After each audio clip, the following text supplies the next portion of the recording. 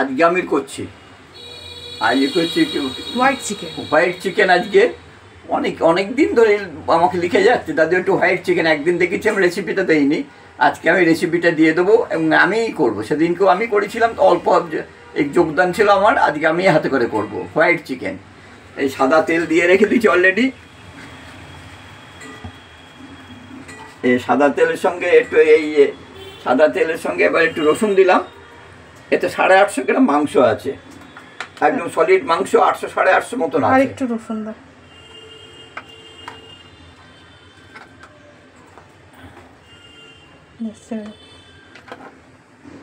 একটু আদা দিলাম, এই যে আদা পেস্ট, এই আদা পেস্ট দিলাম। আর এটা কাঁচা না, এদিকে দেখো, দাঁড়াও, দিয়ে দে পুরোটা দিয়ে দে। কাঁচা লঙ্কা, পেঁয়াজ আর পেঁয়াজ বাটা,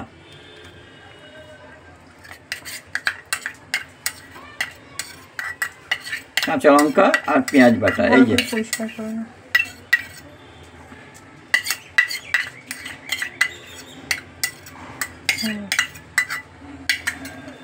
এবার গোলমরিচের গুঁড়ো দাও,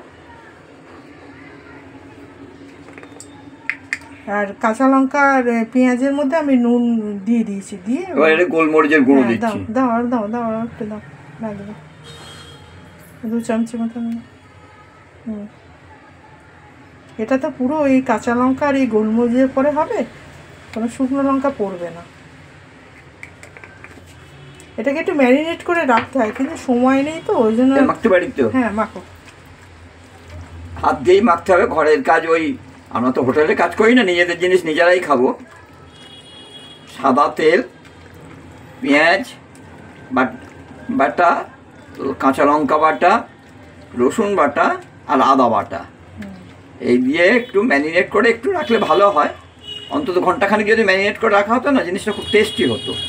যাই হোক, সময় খুব কম, আর আমাদের তার আগের দিন আনা জিনিসটাই খাই না, সঙ্গে সঙ্গে এনে বাজার থেকে এনেই সেটা একটু করতে হয়। দেখে নাও এবার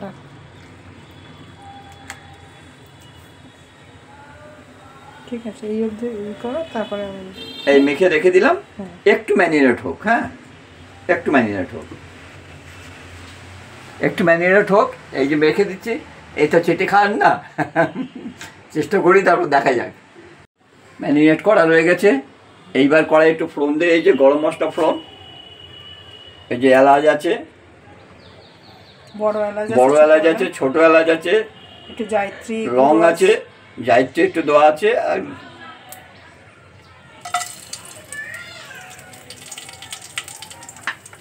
এটা একটু বাটার দিতে হবে, এই যে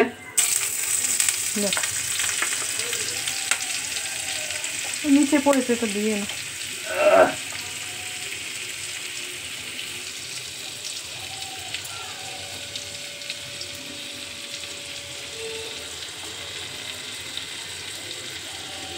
আমি ওই জন্য খুঁজে পাচ্ছিলাম না।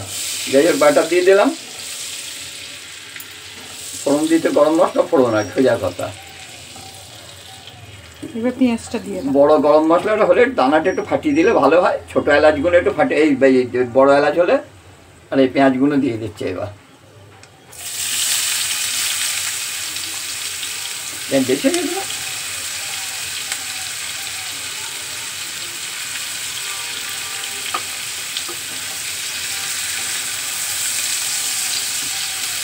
পেঁয়াজগুলো ভাজতে একটু নুন দেওয়া, এটাই ভালো, পেঁয়াজের রসগুলো বেরিয়ে যাবে।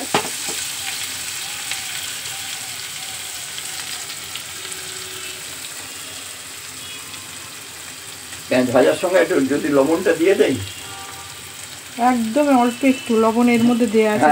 হ্যাঁ, অল্প একটুই দেবো, অত বেশি হয়ে গেছে।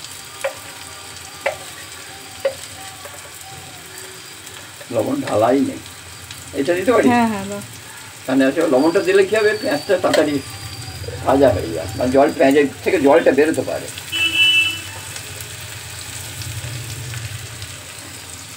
এবার পেঁয়াজটা ভাজিয়ে একটু পেঁয়াজটা ভাজাই।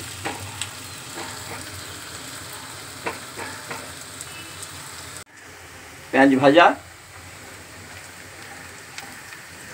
দিয়ে দাও। পেঁয়াজ ভাজা হয়ে গেলে এইবার আস্তে আস্তে করে সব দিতে শুরু ম্যারিনেট করে করা এই যে অল্প কাঁচা লঙ্কা, পেঁয়াজ, গোলমরিচ, এই গুঁড়ো, নুন,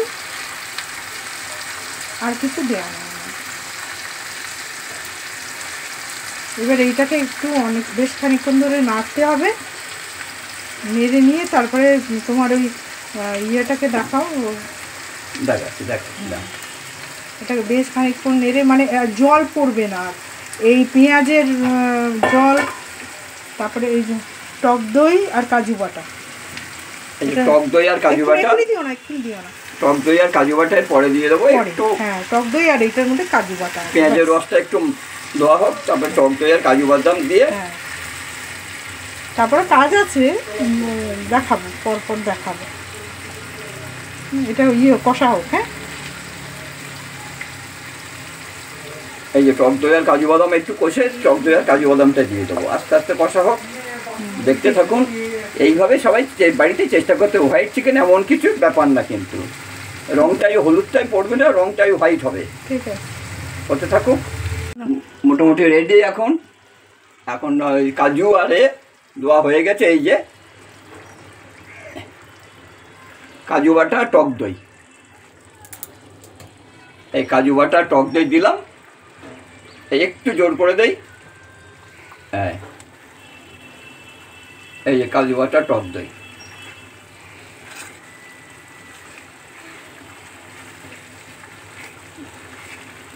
মাংসগুলো একটু ছোটো ছোটো করে আনলে বোধহয় ভালো হতো, বড় বড় করে দিয়েছে। এই যে আজ একটু জাফরান, ওটা না, ওইটা বেশি। হ্যাঁ হ্যাঁ, আমি একটু জাফরান দেবো। হ্যাঁ, হলুদ না দিয়ে ওটা একটু জাফরান দিলে সুন্দর গন্ধটা আসবে।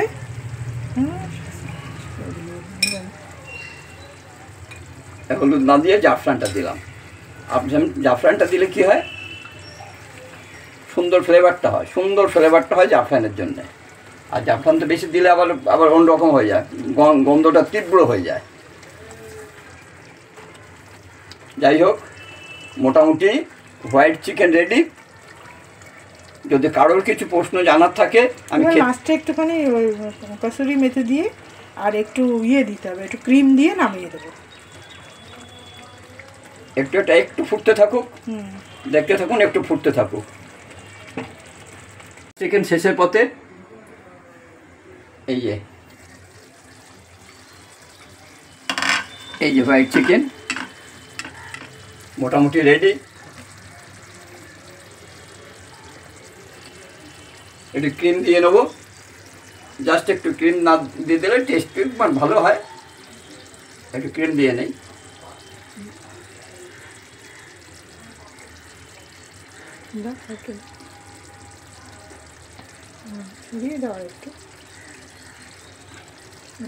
ক্রিমটা দিয়ে নিলাম। আবার এই যে কসুরি মেথিটাকে একটু গুঁড়ো করে নিয়ে, এই মেথিটাকে একটু গুঁড়ো করে নিয়ে চারিদিকে ছড়িয়ে দিলে কসুরি মেথি আলাদা একটা ফ্লেভার হয়।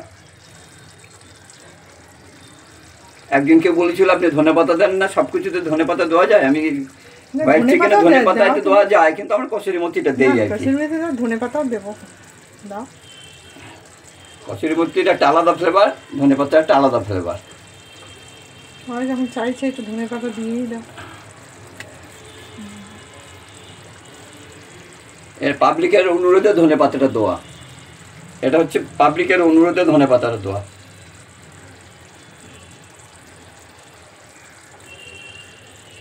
তাহলে বলি একবার যে 800 গ্রাম কিন্তু চিকেন আছে, 800 গ্রাম চিকেন আছে। এটাকে ভালো করে নিয়ে ম্যারিনেট করেছি। ম্যারিনেট করলাম কি দিয়ে,